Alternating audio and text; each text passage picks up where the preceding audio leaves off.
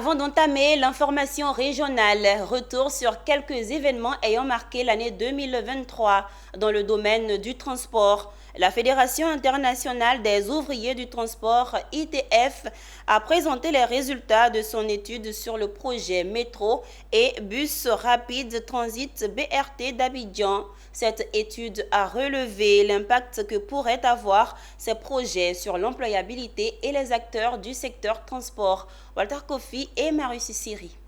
Certaines gares de taxis intercommunaux devront laisser place à des lignes de métro et des stations de BRT. Que deviendront les occupants de ces espaces qui voient leurs emplois souffrant d'informalité être menacés? C'est tout l'intérêt de cette étude menée par la Fédération internationale des ouvriers du transport, ITF.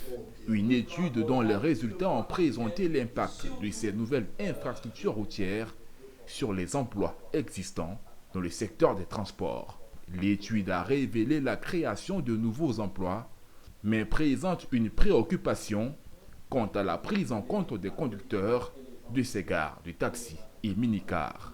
Bon, déjà, comme nous prenons le cas du BRT, je dirais qu'il y a trois groupes d'emplois qui peuvent être créés. Il y a là-bas le personnel à bord. Le personnel à bord, c'est justement les chauffeurs.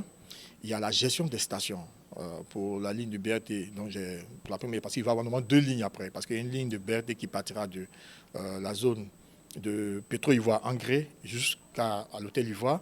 Mais la ligne qui est déjà même en construction immédiate, c'est celle qui part de Yopougon 16e jusqu'à Benjerville-Kessé. À cet effet, il y a au minimum 25 stations qui sont prévues normalement. Mais il y a une reconversion, une réduction de ces stations-là. Et au bout de la construction de ces stations, il va falloir animer ces stations. Pour la Fédération syndicale internationale ITF, cette étude est l'occasion de créer un cadre d'échange entre les transporteurs et les gouvernants sur les problématiques, notamment les conditions de travail des chauffeurs des véhicules de transport public. Qu'est-ce que nous cherchons à travers ces projets-là pour Abidjan, Dakar, etc.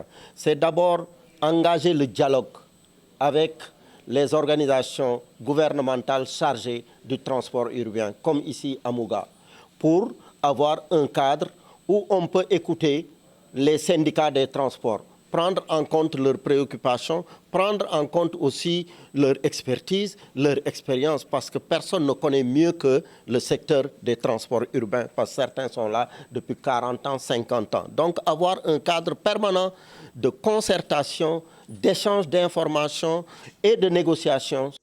Rappelons que la Fédération internationale des ouvriers de transport, ITF, est une fédération syndicale dont la majorité des membres sont issus du secteur du transport. Elle est présente dans 154 pays et compte 20 millions de travailleurs du transport fluvial, maritime, routier, ferroviaire et aérien.